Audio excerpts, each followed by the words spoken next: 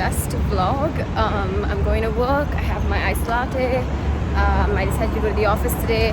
I usually go twice a week, so yeah.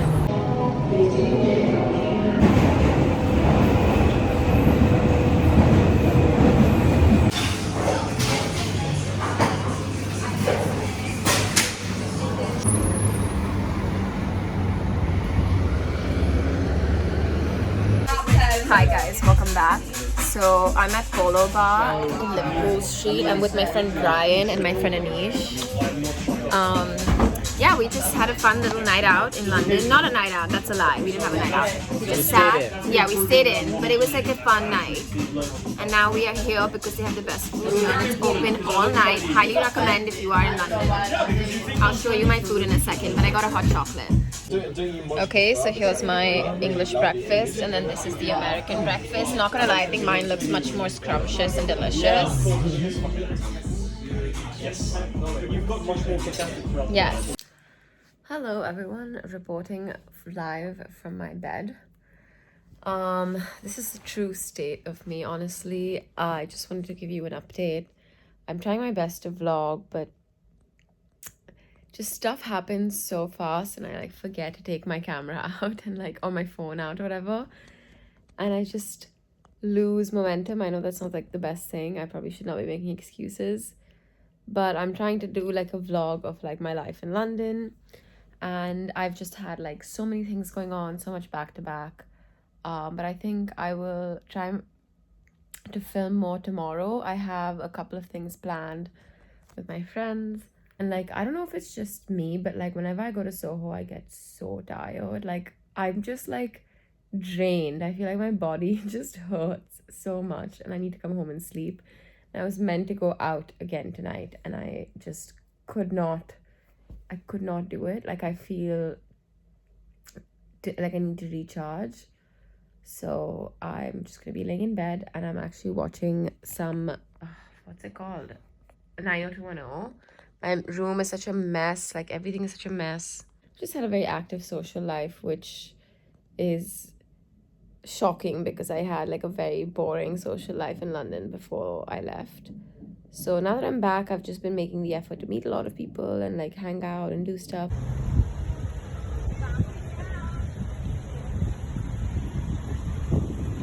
Where do I go? Where do I go? To the side, baby. To the side. Okay, cool. Thank you. Thank you. Now you've met all your friends. Finally. Took a year and a half.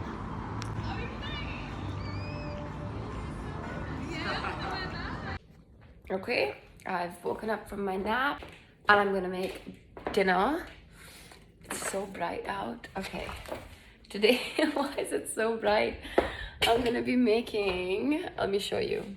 Okay, I've had to close the blinds, but I'm making sweet and smoky barbecue chicken fajitas. Very excited about this. This is from Gusto. Yeah, great, because this is so quick and easy. Also, the vegetables are chopped. Lol. This is the worst part of cooking. Camera, I'm gonna try my best. Also, sorry I look like such a mess. This is just the reality of what I look like on a day-to-day basis. Okay, let's cook. Okay, this is my recipe card. So the vegetables are chopped. I have to preheat the oven.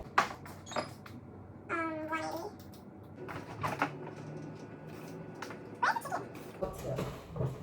Oh my God, I'm so dumb. Okay. So we need to slice the chicken into thin strips and then heat a wide pan. This is nice. Okay, we're gonna cut these pieces of chicken into thin strips. These are thin strips. I'd say these are thin strips. Okay, so it comes with this little bag and like the fajita strips, and basically this bag has like everything you need to cook the meal. This one comes with like smoked paprika. I'm going to be putting this olive oil in my pan. I'm just gonna let it like get really hot.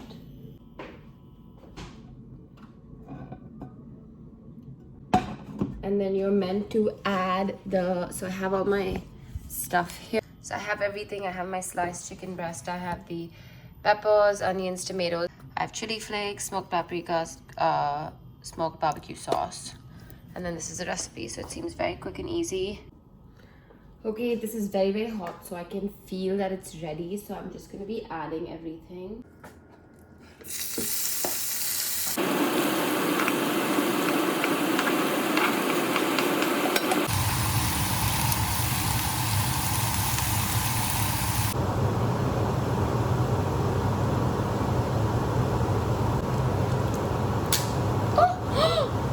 What the hell?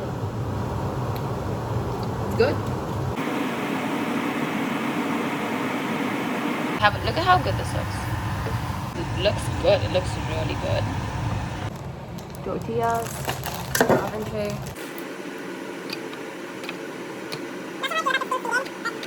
This is what it looks like. I'm gonna just heat this up for a few minutes.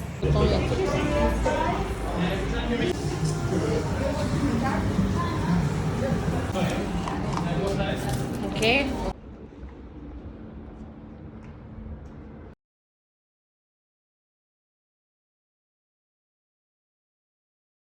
Good morning. This is another day, and I am going to the office again today. Gonna go stop by McDonald's and get myself an iced coffee first. Okay guys, I changed my mind. I'm going to McDonald's, but I'm gonna get hash browns, and I'm not gonna get an iced coffee just because it's kind of cold. So I'm gonna get a chai latte from Starbucks when I get to where I'm going.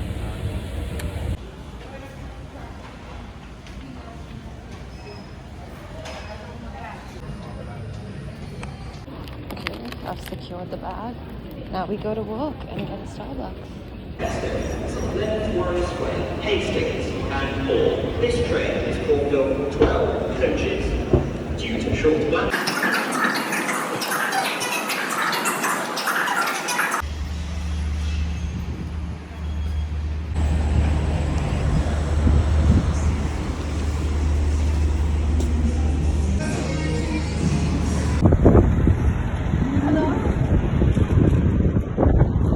Okay, so I'm getting ready to go out, so I figured this is the perfect time to vlog.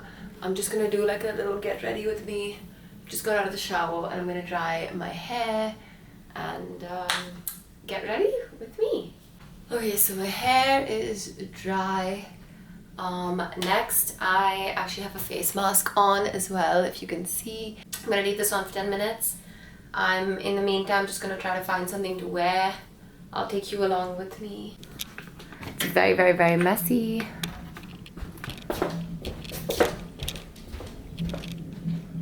Okay, here's my closet. Let's find something to wear. I'm thinking maybe something with like this skirt. I think this is quite cool. Skirt, it's like a little latexy skirt. I love wearing this out.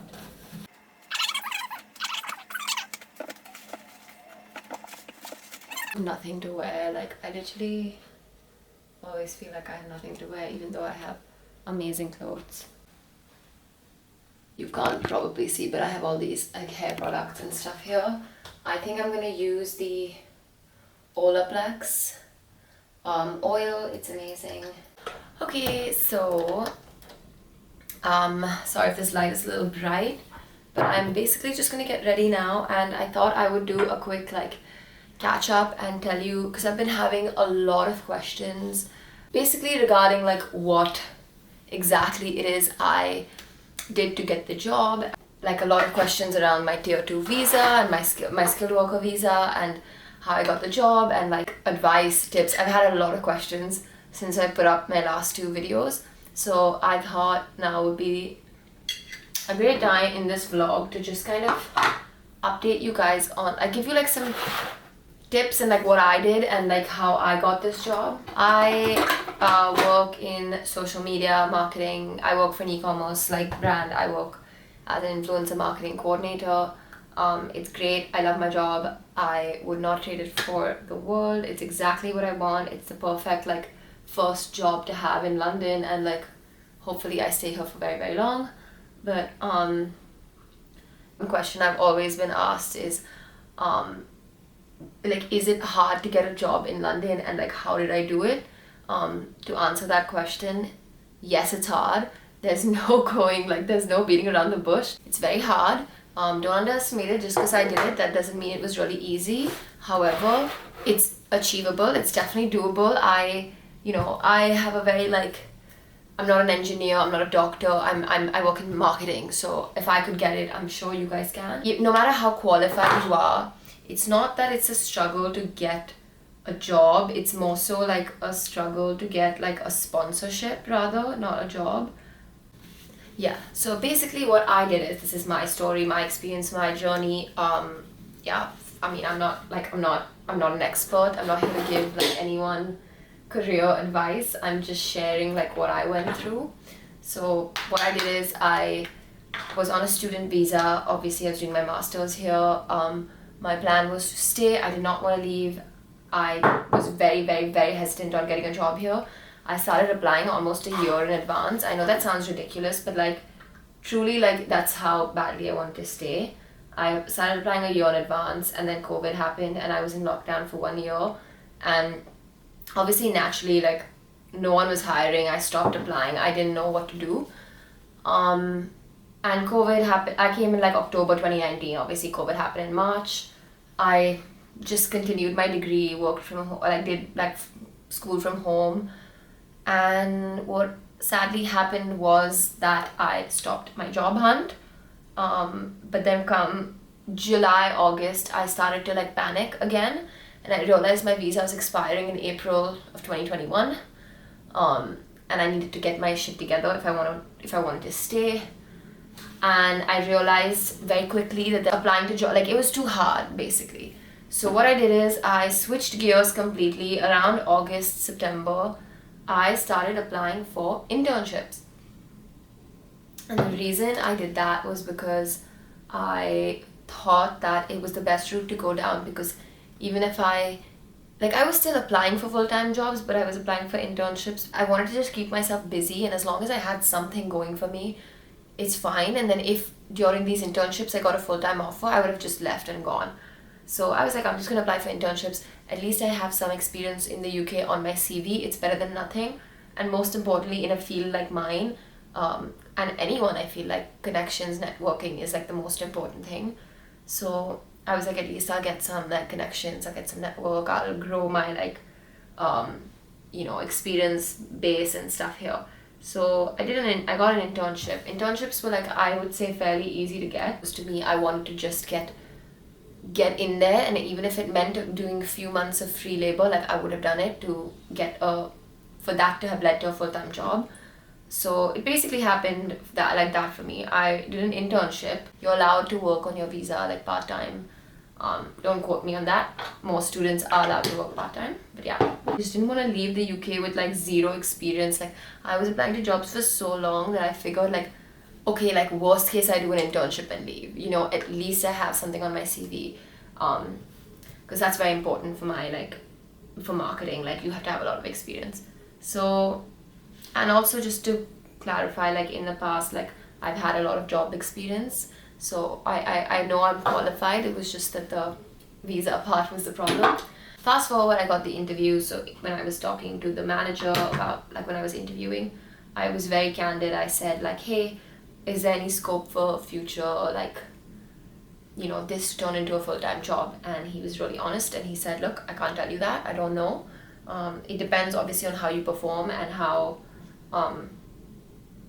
it goes. Like, things change. Like I don't want to give you a wrong answer, and with COVID and stuff like that, he couldn't give me an answer. So I was like, that's totally fine. That's kind of what I expected anyway. But I went into it at least knowing that there's a possibility. It's not a complete no. Which was nice of him to say. He did not have to say that. He could have totally just been like no. But he said like, it's not no, but it's not yes, basically. It depends on a lot of things. So I was like, okay, that's great. That's good to know. At least there's a slight chance. In January, I applied for a startup visa and I sadly got rejected. But that's okay. That's just how life works. I was upset about it for very little. Like I was literally upset, but then I had to like snap out of it because I needed to like come up with another plan. Like I need to have a conversation with my boss. I told him like, listen, the internship is coming to an end. I love working here. Are you guys open to keeping me on? And to my surprise, he said yes. He said they also liked, you know, working with me, and that it was a good, like I proved myself, and I, you know, was truly dedicated to the job, and it was exactly what I was looking for. I had even stopped applying to other jobs because I just had such a good feeling about this job. Like I really thought it was going to go somewhere, and it did. So yeah, I basically just kind of naturally progressed. I spoke to my boss and I was like, okay, like how do we make this now like a full-time? And unfortunately, obviously the timing didn't work out. My student visa ended up expiring before the company got the license to keep me on. So I did have to go to India briefly, which is why you guys saw that whole quarantine vlog and stuff. But that's obviously such a small price to pay in the grand scheme of things, because when I was in India, I knew I was coming back.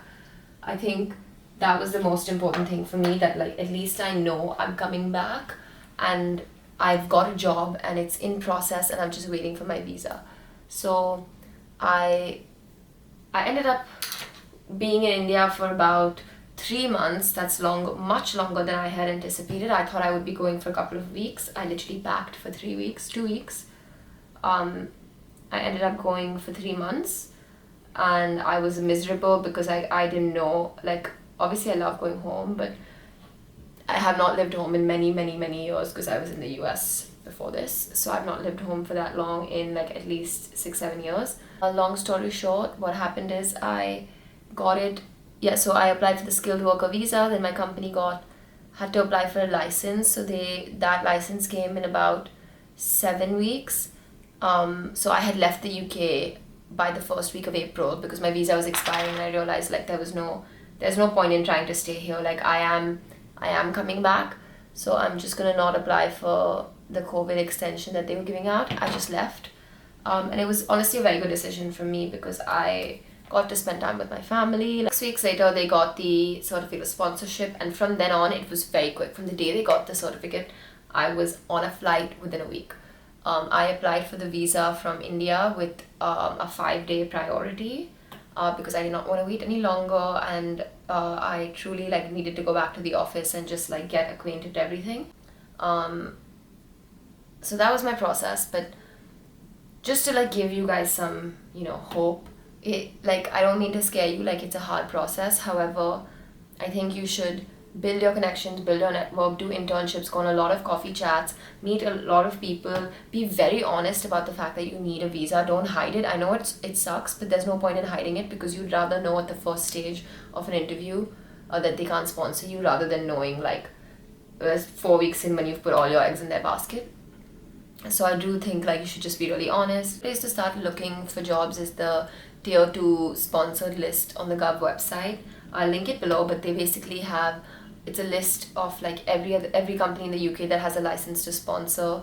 So maybe you guys could start reaching out to those companies. It's a great place to start.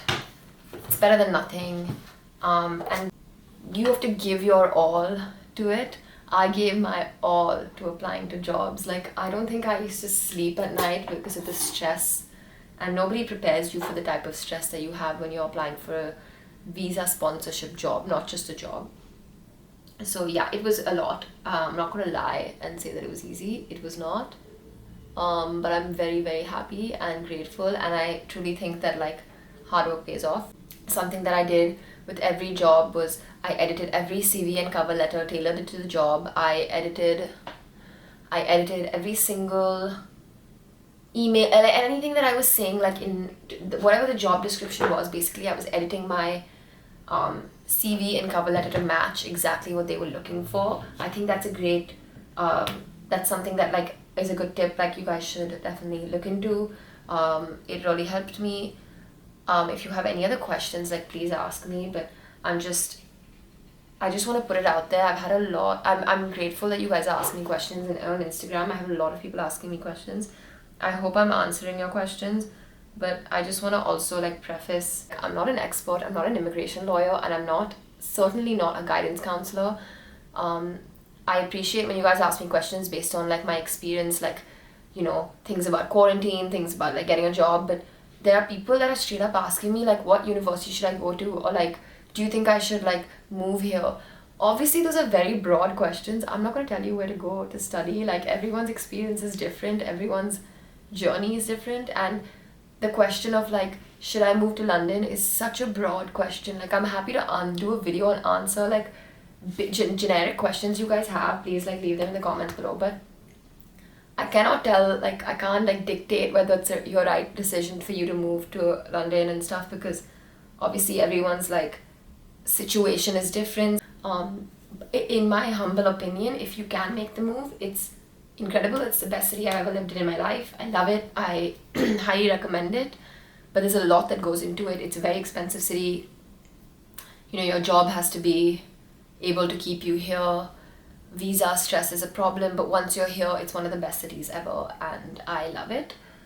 So I don't know if that's a good enough answer, but if you have more like specific questions that you think I can actually answer, feel free to ask me. But please don't ask me like what you should do with your life, because that's a personal decision. I can always give you advice based on my experience, but again, I'm not an expert.